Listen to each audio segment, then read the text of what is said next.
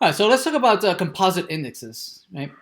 So composite indices are when you create indices on fields that are composite keys, right? If you remember, you could combine fields, right, and then create primary keys on both of them, where you might want to use two different fields to combine them into a single unique identifier. So, for instance, here we have you might have a either representing cars in a database, and you might have fields that represent the model and the year of the car, right? And for instance, you might decide that the cars of a particular year are unique, right? So it's a particular either Toyota or Ford that for a particular year, right? You might have an Odyssey or Corolla for the particular year. So every year you get a new version of that same model. So it makes sense that you would have them unique. So because you might say, well, you can't have different models in the same year, right? That makes no sense. So you might decide to create uniqueness.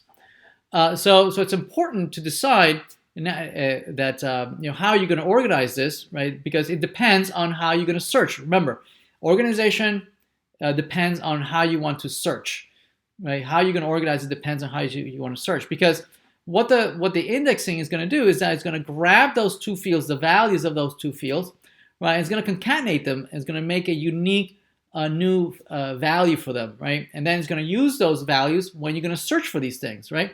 So let's take a look at what the two choices that we might have. So for instance, if you're going to do the index here with using the model and the year, right, you can definitely have two choices. You can either have the model first and then year, or it could be year and then model, right? And at first it might not matter. And certainly if you are doing queries where you, in your select statements, you include both the model and the year, indeed it doesn't matter. But it does matter if you have select statements that might do query on one of the keys but not the other. So for instance, if you choose that the indexing is model first and then year, right, that's fine, right? If you do a select statement that you're doing a where on the model, then the left-hand side works perfect, right? Because it's ordered and organized using the first key. But instead, if you chose first year and then model, again, it depends, right? If you're doing your query and you have the year but not the model, right, then definitely the right one might work better. So let's illustrate that.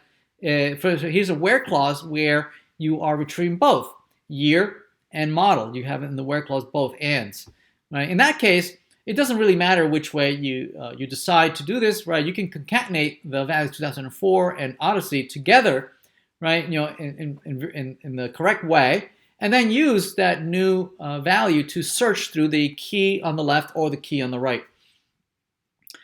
So if you have both, this is good. But if you only have the year in your where clause and you don't have the model, then basically the left hand side here is completely useless to you, right? You might as well do just linear search because it's not organized by the year, right? So you have an unordered list when it comes to the year. Instead, if you have it organized with the year first and then the model, then certainly this the index on the right works perfect for you. Or vice versa, right? If you have the model but not the year, then the left-hand side works perfectly for you. So you got to be careful, right? It depends. Again, what we're trying to make across here is that we want to make sure that depending on your search is where you want to choose the indexing, the way you're going to organize your data.